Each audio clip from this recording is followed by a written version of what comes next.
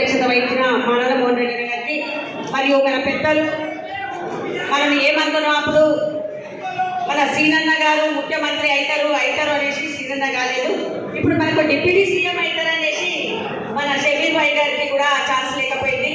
మనము తప్పు చేశాము గెలిపించుకోక. మరియు మన కార్యవర్గ సభ్యులు మహేష్ అన్న గారికి చాలా కష్టపడ్డారు.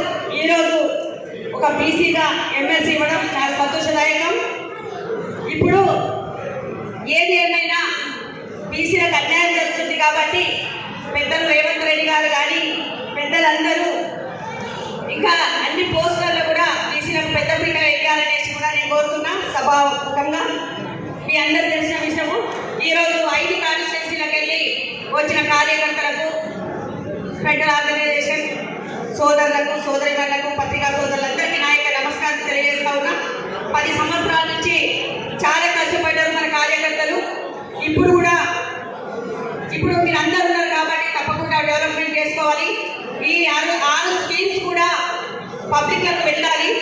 మళ్ళీ మన ముందు కూడా ఎలక్షన్స్ ఉన్నాయి కాబట్టి అందరికీ చేరే విధంగా కల్పించాలనేసి నేను తెలియజేస్తా ఉన్నాను. తప్పకుండా మళ్ళీ ఇప్పుడు పార్లమెంట్ ఎలక్షన్స్ ఉన్నాయి, మరి స్థానిక సంస్థల ఎలక్షన్స్ ఉన్నాయి కాబట్టి మన కార్యకర్తలందరూ మీరందరూ కష్టపడి మళ్ళీ మన కాంగ్రెస్ గవర్నమెంట్లో ఇంకా ఎక్కువ స్థానాలు కల్పించాలనేసి నేను కోరుతున్నా.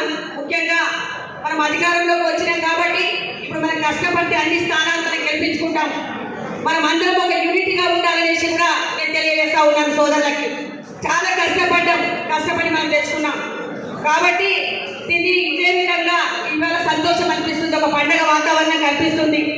మన సోదరిమణులను చూసి చాలా సంతోషంగా ఉంది కాబట్టి ఇదే విధంగా ఇదే ర్యాపోర్ట్తో పోవాలనేసి ఈ సందర్భంగా తెలియజేస్తూ, నేను ఈరోజు అన్న చెప్పినట్టు మా నిజామాబాద్ జిల్లాకి మంత్రిగా కావాలి మరియు పిసిసి ప్రెసిడెంట్గా రావాలనేసి నేను తెలియజేస్తూ ఉన్నాను. Thank you.